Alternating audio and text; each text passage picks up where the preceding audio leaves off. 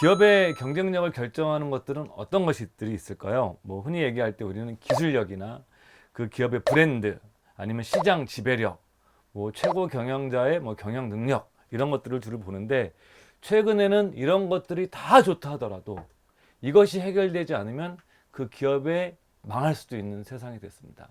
그게 바로 도덕성입니다. 영어로 모럴러티가 중요한데, 아무리 기업이 뛰어난 기술을 가지고 경쟁력이 있다 하더라도 착하지 않으면, 사회적으로 선하지 않고 사회적 가치에 반하는 행동을 하게 되면 그 인류 기업도 하루아침에 추락하는 일들이 전 세계 자본시장에서 벌어지고 있습니다. 그래서 최근에 우리가 투자를 할 때는 ESG, 그러니까 E는 환경, S는 사회적 가치, G는 지배구조, 이 세 가지를 지키지 않는 기업은 투자자들로부터 외면을 받고, 더 나아가서 소비자들로부터도 외면을 당하기 때문에 그 기업이 운명이 바뀔 수가 있습니다. 그래서 우리가 이제 투자를 할 때는 이 ESG에 대한 가치를 가지고 보지 않으면 이제는 투자할 수 없는 시대가 열렸고요. 그래서 오늘은 그 중에서도 사회적 가치 S와 이 지배 구조에 관한 얘기를 실제 사례를 통해서 한번 기업들을 분석해 보려고 합니다. 오늘은 이제 우리가 아까 말씀드린 것처럼 이 기업이 착해져야 하는 시대잖아요. 네. 그러니까 착하지 않고 나쁜 짓을 하면은 이제 완전히 그 시장에서 그 징계를 당하는 이런 네, 시대가 맞습니다. 됐는데, 그래서 그런 사례들을 가지고 얘기를 하려고 그러는데, 첫 번째 사례는 뭐 어떤 기업을 준비해 오셨나요? 네. 전무님 혹시 어떤 피자 좋아하시나요?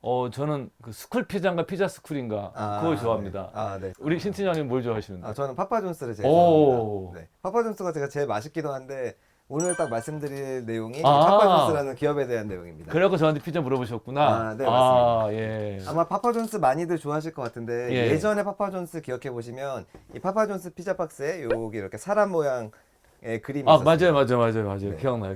네, 오늘은 약간 이분에 관련된 그리고 파파존스에 관련된 이야기를 주로 드리려고 하는데요. 예. 참고로 그 파파존스 피자 박스에 있었던, 어떻게 보면 파파존스 기업을 대표한다고 볼 수 있었던 분이 파파존스, 그러니까 존스 아빠라는 그 존스라는 분이라고 봐주시면 될 것 그 같습니다. 창업자가 네, 맞습니다. 자기 얼굴을 넣어서, 네. 그러니까 이 창업자가 브랜딩에 참여했던 거네, 대표적으로. 네, 맞습니다. 그런데 이 파파존스가 뭐 사고를 쳤나요? 그 최영이 너 사고를 친 겁니까? 이거 네, 뭐 한 겁니까 이게? 그렇다고도 볼 수 있을 텐데요. 예. 회사의 연역을 조금만 더 말씀드리면 이 파파존스라는 회사가 존 슈네터, 이 창업자인 분이 굉장히 오래 전에 1984년에 아버지의 선술집에서 거의 뭐 차고에서 시작하듯이 굉장히 작은 곳에서 피자집을 열었다가 워낙 입소문을 타고 피자가 맛있다고 이제 소문이 나자 뭐 회사를 점점 더 키워서 프랜차이즈를 열고 상장까지 하게 된 회사라고 봐주시면 될 것 같습니다. 오, 대단하네요. 그러니까 그럼 시가총액이죠? 얼마까지 갔었어요? 이 회사? 시가총액이 가장 높았을 때, 그러니까 지금 저희가 말씀드리는 그런 투자 사례 이전을 기준으로 보면 한 원화 기준으로 한 2조 원 정도까지도 성장했었습니다. 그러면 이분이 무슨 사고를 쳤길래 이 파파존스를 사례로 준비하셨는지 그게 궁금해요, 저는. 사고를 크게 2번 하셨습니다. 이제 공개된 것만 2번이지 그 안에는 또 이제 묻혀 있는 사고들이 많을 텐데요. 가장 핵심적인 부분이 인종차별과 관련된 이슈가 좀 크게 나왔습니다. 네, 그래서 조금 구체적으로 말씀을 드리면 2017년 3분기 투자자 컨퍼런스콜에서 이 파파존스가 참고로 이제 2016년까지는 주가가 조금 오르다가 17년부터 조금 하락세를 접어들고 있었습니다. 네, 이제 갑자기 돌발 발언을 하신 게 이 존 슈네터인 CEO께서 파파존스의 단기 실적 하락은 NFL 미국의 미식축구 리그의 책임이다 라고 발언을 했습니다. 아니 왜 뚱딴지 같이 파파존스랑 미식축구랑 무슨 관계가 있다고 이런 얘기를 했나요, 그렇죠. 사람이? 네, 이제 조금만 기억을 되짚어 보시면 요새도 조금 이슈가 되고 있는 이제 BLM Black Lives Matter라는 그런 인종차별을 약간 반대하는 운동이 그때부터 시작이 됐었습니다. 네, 그래서 NFL에서 이 BLM 운동, 이제 NFL 선수들이 BLM 운동을 하기 위해서 처음에 이제 내셔널 앤텀 미국 국가가 연주가 될 때 이제 그라운드에 무릎을 꿇고 어떻게 보면 이제 나는 인종차별에 반대한다라는 부분을 이렇게 하는 걸 미국 미식축구협회에서 이걸 제재를 하지 않습니다. 원래 하면 안 되죠. 스포츠형에서 정치적인 표현 하지 못하게 하잖아요. 원래는. 네, 맞습니다. 예. 그래서 이제 제재를 하지 않아서 점점 이 BLM 운동이 미식축구 이제 영상이 촬영이 될 때 그런 부분이 계속 나타났기 때문에 이 NFL에서 파파존스하고 공식 파트너사라서 이 파파존스의 광고들이 NFL에 계속 나오고 이제 이렇게 어떻게 보면 밀접한 관계에 있는데 NFL에서 이런 BLM 운동을 제재하지 않았기 때문에 이렇게 보면 이런 걸 불편해하는 시청자들이 NFL을 안 보게 됐다.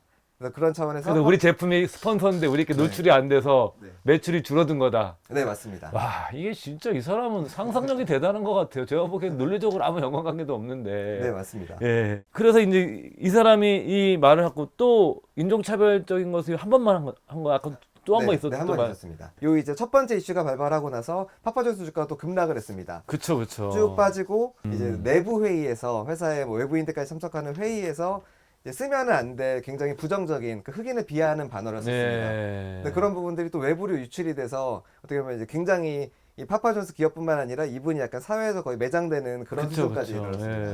예. 그래서 이제 파파존스 회사 입장에서는 창업자이자 뭐 CEO이고 파파존스의 대주주인 이런 존 슈네터를 와 파파존스를 분리시켜야겠다라는 결정을 파파존스 이사회에서 내렸고 저는 그게 대단한 것 같아요. 미국 기업들은 네. 우리는 뭐 창업 오너가 지분도 많이 갖고 있고 그럼 이 사람이 네. 정말 이런 식으로 미국에서 용납이 되지 않은 인종차별 같은 발언을 하더라도 네.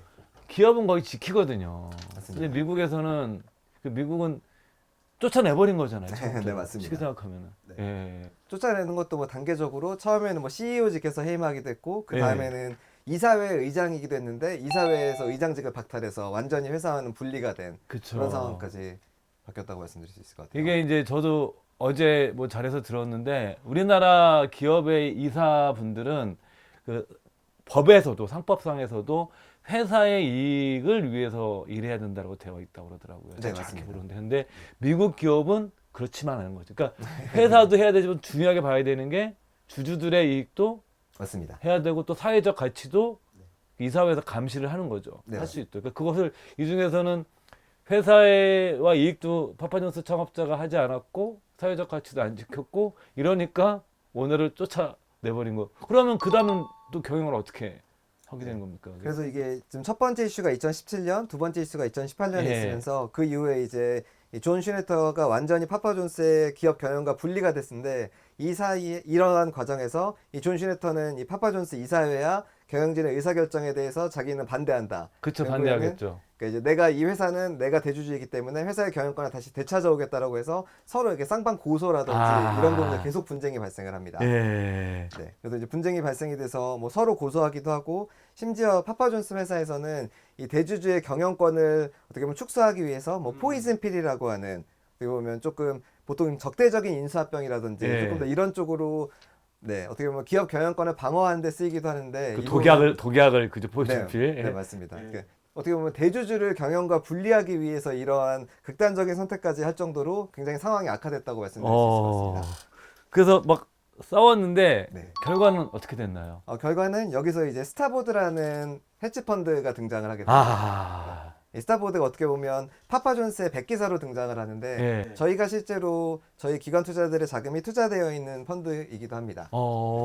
스타보드라는 펀드에서 2019년 2월 이제 파파존스 이사회와 경영진과 협의를 해서 우리가 이제 대주주인 존 슈네터로부터 파파존스를 분리하는 것이 이 파파존스의 ESG 가치를 올리고 주가를 제고하는 데 있어서 도움이 될 것이다라는 판단하에 이 파파존스에서 우선주를 일정 부분 발행을 해서 예. 스타보드에서 투자하는 형식으로 들어가게 됩니다. 근데 우선주는 의결권이 없잖아요.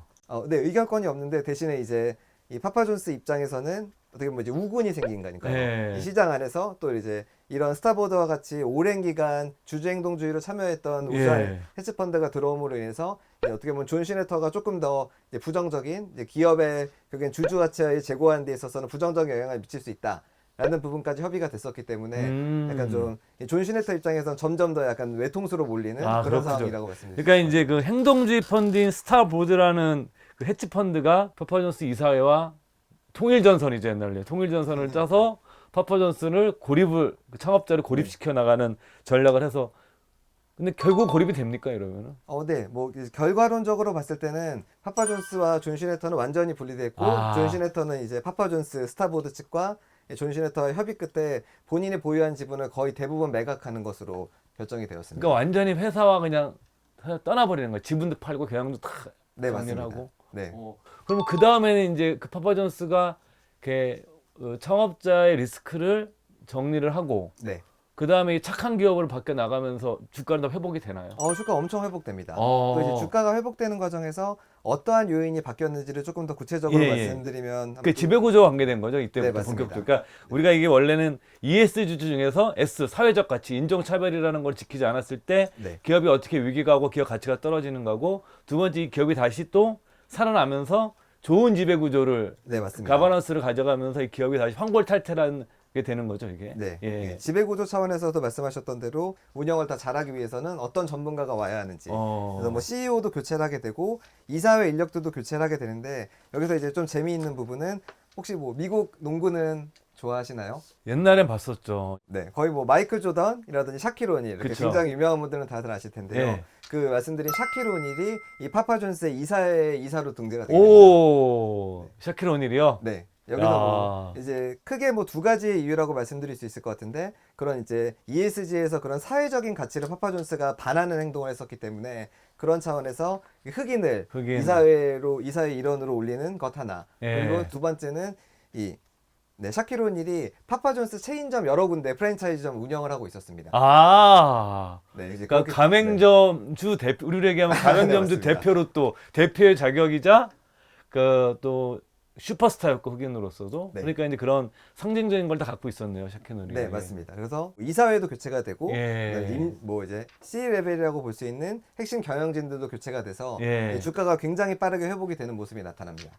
많이 올랐나요? 네, 많이 올랐습니다. 거의 뭐 최저점 기준으로 봤었을 때 40불 초반이었는데 지금 뭐 올해 초에는 거의 100불 이상으로 굉장히 2배 이상이 올랐네요. 네, 그러니까 맞습니다. 즉 사회적 가치를 지키고 네. 그다음에 지배구조만 개선하도 이 주가가 2배 이상 올랐다는 거예요. 네, 맞습니다. 그러니까 사실 이게 많은 분들이 ESG 투자가 뭐 이렇게 막연해 하시거든요. 근데 네. 실질적으로 ESG는 제가 보기엔 ESG 하는 것보다도 이걸 지키지 않았을 때 기업한테 어마어마한 시장에서의 벌칙이 주어지기 때문에 네. 주주 가치가 급격히 해소가 되는 것이 더 문제인 것 같더라고요, 제 생각에는. 그래서 여러분들께서도 좀 보셨으면 좋겠고, 또 파파존스에 대해서 또 해주실 말씀 있으면. 네, 뭐 주가가 지금 이제 말씀드렸던 그 이런 ESG를 개선함으로써 올라간 부분도 있는데 예. 실제로 기업 실적 또한 굉장히 개선이 되었습니다. 좋아졌구나. 그래서 뭐 실제로 각 연도별로 이제 매출이 얼마나 올랐는지 매출 성장률을 보면 이제 2017년 대비했을 때보다 2018년 이러한 뭐 두 가지 말씀드렸던 그런 ESG 관련된 이슈가 터졌을 때 매출이 급감하는 현상이 발생합니다. 그래서 매출이 거의 2018년 기준으로 봤었을 때 파파존스는 마이너스 20% 하락하고 반대로 이제 경쟁사인 도미노는 플러스 20% 이상 연도별로 매출이 성장합니다. 그러니까 인종차별 발언 한마디로 그냥 네. 매출이 20%가 줄어버린 거예요. 네, 맞습니다. 예. 그래서 그런 부분이 어떻게 보면 이제 경영 ESG가 개선되기도 하고 점차 이제 회사 자체도 사람을 중시하는 그런 문화로 파파존스가 점차 발전했기 때문에 뭐 보시는 그래프와 같이 2019년, 20년, 2021년 1분기 거의 매출이 도미노 피자를 상회하는 뭐 굉장히 높은 수익률로 이루어졌다고 말씀드릴 수 있습니다.